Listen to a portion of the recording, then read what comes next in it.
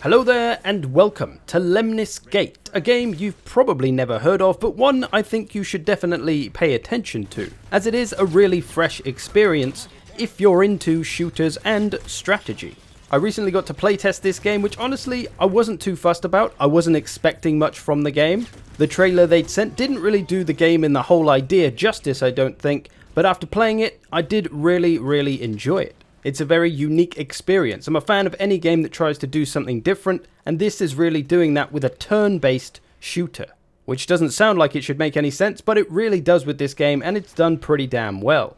So to explain the game, it's on a small map with an objective, as you can see here, and there's 7 different characters you can choose from. You get to play one at a time, and you can't play the same one twice in a round. They're all completely unique from each other as well, with different weapons and abilities, and this is one of the first layers of strategy that you will encounter, picking the right operator for the job. So you really have to think about which character to use when, because you can kind of waste them if you're not careful. Now, this is where it gets confusing. Let's just dive into a game and I'll explain as we go. My play session was alongside the man, the myth, the legend, Darren from Republic of Play. So he's playing on the opposite team in this one, and we've each got a member of the Lemnis Gate team on our side, so it's fair teams, right? 2 noobs, 2 pros on each side.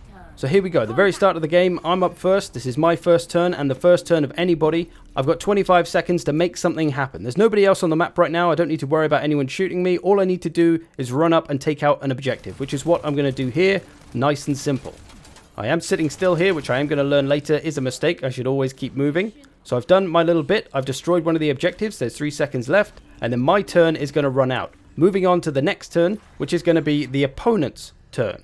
So those 25 seconds are now being replayed for the opponent to watch, so they can see what I did. There's my little guy. So that first person footage you just saw is replaying out down there, but now with me spectating from above. And my opponent can watch this too. And then the 25-second time loop will start again. That same life will play out, but then the opponent will have somebody in the field, and they have to come and stop me from destroying the objective, as I'm on the attacking team and they're the defending team. So just waiting for the opponent to watch the life again to make sure he knows what he wants to do to choose the best operator for the job. And here we go. This is the Lemnis Gate guy, I think. This isn't Darren. So he's running up and he's going to take out my guy way back here before I get anywhere near that objective. So now he's changed the past by killing me, because remember, the same 25 seconds is replaying over and over with every turn. So this guy has done his job. He's saved his objective. Now they have, you can see at the top, 2 points to our 0. We need to destroy the objectives to get points ourselves. They're going to process that round. And here we go. Now it's our turn again. My teammate, who's on PlayStation, you can see the names at the top left. I'm NJL06. I think Darren is NJL07. So you can see that that enemy guy killed my guy. So here we go. My friendly dude's having a go. And boom, he's going to blast that guy before he kills my first guy. So you see, now he's changed the past in the future. Does that make sense? So now that my first guy got to live, I'm going to destroy that objective with the help of my teammate there as well. And now we're back to an even 1-1 score, as we've destroyed one of their 2 objectives.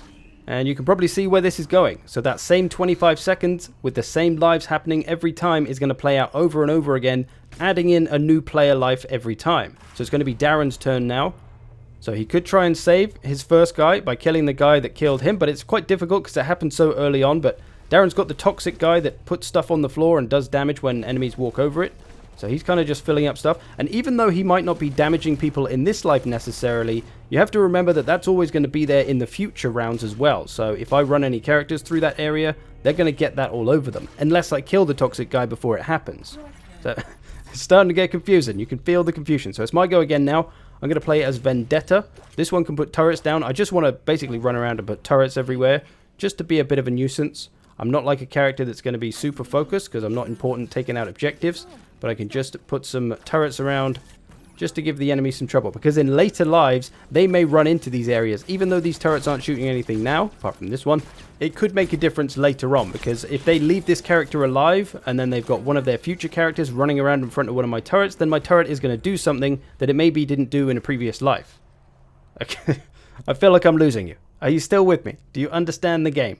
So you can see all these little icons, right, running around. These are all of our previous lives replaying over the same 25 seconds. And the game is to get the points, in our case to destroy the objectives, in their case to defend the objectives. Whoever gets the most points at the end of the round wins. You will do a halftime switch as well, so I'll be the defender in a minute, everything will reset and then we'll go again. So the main objectives themselves are fairly simple, just destroy something or defend something or capture something. There are a bunch of different objectives, this is just one of them, to destroy stuff or defend stuff. And there are a few different game modes as well in terms of players. You can just have a 1v1 on this kind of small map, or you can do the 2v2 like we're doing here. But this is 2v2 turn-based, but there's also 2v2 play together as it's called, which is still turn-based, but both players will go at the same time on each life instead. So you kind of get a bit more cooperative play, trying to work together, use your abilities together because you're both there in real time rather than having to wait and being on a turn after the person. So yeah, it's cool. And it's good if you're not too much into shooter PvP because maybe you're not the best shot. It doesn't matter in this because no one's actively trying to kill you. The only enemies you'll see will be past enemies which will be trying to kill past yous. So that's good if you're not into, like I say, fast-paced shooters, or perhaps rather the competitive multiplayer of those kind of shooters. This game isn't about having big balls and good aim and fast reflexes. It's about making those big brain plays. How can I outsmart my enemy? How can I take out their guy before they really do anything, whilst trying to stop them taking out my guy too quickly as well? So a few more lives have gone on since I've been rambling, but it should be my go again in a second. I think at this point I decided that Darren's toxic guy was causing a bit too much of a problem, so I tried to take him out. We've kind of ignored the B objective so far though. We've mostly gone after A, or I think my ally's going after B actually. So a few more lives have been spawned in here. I think my turrets might be doing some work. Okay, here we go. My turn again. I'm going to go for Rush. This guy is basically Tracer from Overwatch. It does have that feel with the characters, or the character's kind of unique. So I'm going to try and rush over as quick as I can. I'm forgetting to use my speed boost here though. If I was a decent player, I would have speed boost over there to get to him quicker, because time is really of the essence. So I've killed his guy now. Which means if they want to save that guy, that toxic guy, they'll need to try and kill this guy that I'm playing as now first. Which is obviously easier said than done. But we'll leave that game there anyway. I'll show you a little bit of the play together mode. This is me and Darren on a team against the two Lemnis Gate guys, which did not go very well overall, as you might expect. They were the pros, we were the noobs. But we did okay. We tried to strategize a little bit, but we were in a Discord voice room with one of the Lemnis Gate guys, so it was kind of hard to really plan anything because he could hear everything that we were planning. So it didn't really work.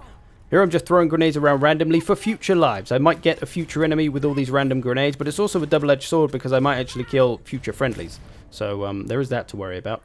But yeah, overall a really fun experience. I think it's one that you really have to play. I don't think it's a great one to watch because it's hard to keep track of everything that's going on. That's why I didn't show you the rest of the game, because honestly it just gets so confusing to watch. Unless I'm commentating over everything I'm thinking about and doing, it's kind of difficult to follow. And obviously I can't remember exactly everything I was thinking and doing. And using this little drone, you can watch all the action happening in the previous lives. These drones aren't visible as well. They can't be seen in the game when you're actually playing. But they're there to just make sure that you know what the enemy did on their turn, so you can try and counter it on your next turn. Overall, a really fun experience. Definitely a game worth checking out. Doesn't come out till August, I think, but it's probably one I'll give a stream when it does come around. Seems like it could be fun playing on stream with the community. So yeah, have a look. Let me know what you think. I'm quite a big fan of it. Like I said, I do like anything that does things a little bit differently, and to have a turn-based shooter is really quite unique. And the strategy can get quite deep, because it's like a question of, do I try and change the past and get rid of some enemies from the past lives, or do I try to interact with the future in some way? Because you can still kill future lives. If you shoot a rocket at a random spot, it might do nothing on the round that you shoot it, but later somebody might run through there, not remembering that a rocket gets blasted at that point, and then they'll run into the rocket and die. That can also be true for you and your teammates though, so you might end up killing yourself. So it's a bit crazy. It gets really mind-bending, but it is damn good fun. So give it a look. Lemnis Gate. Hope you've enjoyed this. Thanks for watching. See you in the future.